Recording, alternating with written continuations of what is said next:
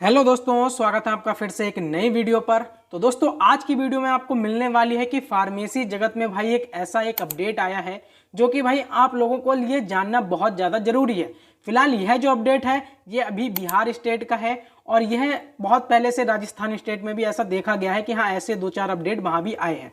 अब बात कर लेते हैं सबसे पहले तो अगर दोस्तों आप मीम लवर हो तो आपने देखा होगा कि Bihar is not for beginners. ठीक है, अब उसका मतलब जो लोग मीम देखते हैं बहुत अच्छे से समझ जाएंगे, जिसको नहीं पता वो यूट्यूब पर सर्च कर लेना कि Bihar is not for beginners क्या होता है। ठीक है, तो दोस्तों हम बात तो करेंगे ही। पहले मैं बात कर लूँ कि मैं ये बात बोल क्यों रहा हूँ कि Bihar is not for beginners.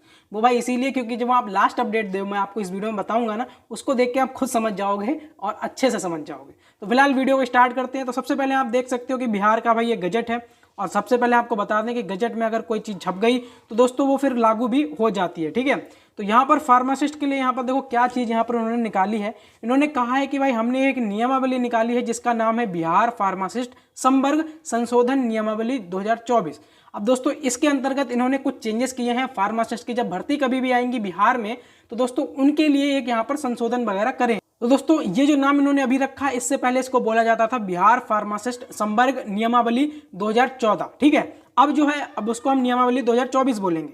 अब दोस्तों यहाँ पर इन्होंने क्या बोला है कि भाई जब भी कभी बिहार में गवर्नमेंट में या फिर कभी कोई वैकेंसी निकलेगी तो उसमें यहाँ पर उन्होंने बोला है कि सबसे पहले तो लिखित प्रतियोगिता यानी कि आपकी जो परीक्षा के लिए पूर्णांक होगा वो होगा आपका 75 नंबर का। ठीक है, 75 नंबर का आपका जो भी है भाई लिखित वगैरह जो भी एमसीक्यू वगैरह होंगे वो आपके होंगे। तो दोस्तों यहाँ पर जो सेकंड पॉइंट में यहाँ पर 25 अंक दिए हैं। अभी आपको बता दूं ये किस चीज़ के 25 हैं भाई। यहाँ पर ये 25 नंबर उन्होंने दिए हैं एक्सपीरियंस के।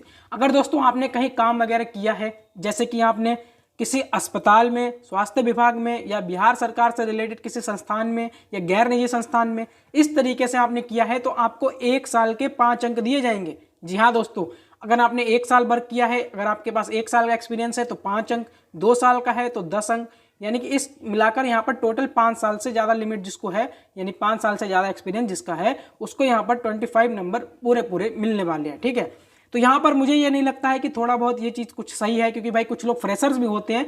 जरूरी नहीं कि एक्सपीरियंस वालों को ही यहाँ पर ज़्यादा महत्वता दी जाए। भाई जो फ्रेशर है उनके अंदर भी काबिलियत है, ऐसा नहीं है।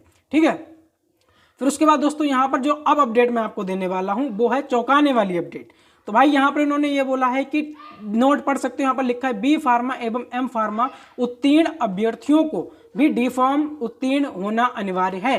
तो भाई इस लाइन का ये मतलब है सीधा सीधा कि भाई जिसके पास बैचलर की डिग्री है वो क्या पागल है, भाई जिसके पास एम फार्म की डिग्री है वो क्या पागल है। तो भाई यही तो मैं कहना चाहता हूँ कि भाई अगर हमें डिप्लोमा, जैसे यहाँ पर इन्होंने ये बोल दिया है कि सिर्फ और सिर्फ आपके पास भाई अगर आप बिहार में कभी वैकेंसी निकलेगी तो आपके पास डिप्लोमा इन फार्मेसी होना चाहिए, तभी आप लोग यहाँ पर एलिजिबल होगे। तो भाई इनका जो नियमावली है इनके कहने के अनुसार ये है कि भाई सबसे पहले आप करो 2 साल का डिप्लोमा, उसके बाद आप करो 3 साल की बैचलर डिग्री, उसके बाद करो आप, जैसे मैं बता रहा हूँ करना है तो फिर करो आप 2 साल की एम फार्मा। ठीक है, ऐसा यहाँ पर बोला है यहाँ पर, क्योंकि भाई अगर आप 2 साल का डिप्लोमा कर लेते हो तो फिर वो आपका 3 साल का बी फॉर्म होता है, क्योंकि आपकी लेटरल एंट्री हो जाती है सीधे सेकेंड ईयर में।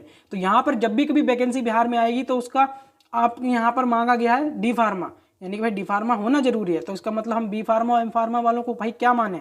ठीक है, तो इसीलिए मैं कह रहा था कि Bihar is not for beginners. तो यहाँ पर ये शॉकिंग एक अपडेट मेरे लिए भी है कि भाई अब जैसे कि आप लोगों को पता है कि कोई भी वैकेंसी हमारे आती है उसमें हमारा बोलता है, पीसीआई खुद कहता है कि हमारी जो मिनिमम क्वालिफिकेशन है वो है हमारी डी फार्मा। ठीक है, अब जब भी आपने कभी वैकेंसी देखी होंगी या तो उसमें साफ साफ बोल देते हैं कि भाई हम डी फार्मा स्टूडेंट को भी मांग रहे हैं, बी फार्मा स्टूडेंट को भी मांग रहे हैं और एम फार्मा स्टूडेंट को भी मांग रहे हैं। ठीक है, कई वैकेंसी आपको देखनी होंगी आपने आती हैं उसमें डी फॉर्म एलिजिबल नहीं होता है, उसमें सिर्फ और सिर्फ बी फॉर्म और एम फॉर्म एलिजिबल होता है। लेकिन दोस्तों बिहार का एक अलग ही सीन यहाँ पर है कि आपके पास भाई डी फार्मा है तभी आप एलिजिबल हो, अगर आपके पास बी फॉर्म है या एम फॉर्म है तब भी आप एलिजिबल नहीं हो।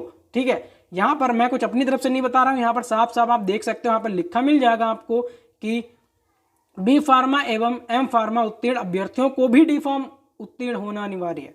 तो यहाँ पर ये जो अपडेट है काफ़ी ज़्यादा शॉकिंग है मेरे लिए। ठीक है, तो ये आज की वीडियो में है। और बाकी आपको बता दूं इंग्लिश में जिसको भाई ये नोटिस पढ़ना है वो इंग्लिश में पढ़ सकता है, जिसको हिंदी में पढ़ना है भाई हिंदी में पढ़ सकता है। ये जो गजट है ये 24 अक्टूबर को आ गया था। मैं काफ़ी लेट लतीफ़ इंसान हूँ, इसीलिए भाई काफ़ी लेट अपडेट भी आप लोगों को दे पाता हूँ। फिलहाल इसको आप माइंड मत कीजिएगा, ऐसे ही दोस्तों आगे भी आपको अपडेट मिलती रहेंगी। तो दोस्तों आज की जो अपडेट है वो आपको कैसी लगी, आप कमेंट में अपनी राय जरूर देना। बाकी मिलते हैं आपसे नेक्स्ट वीडियो में, तब तक के लिए अपना ध्यान रखें, सुरक्षित रहें।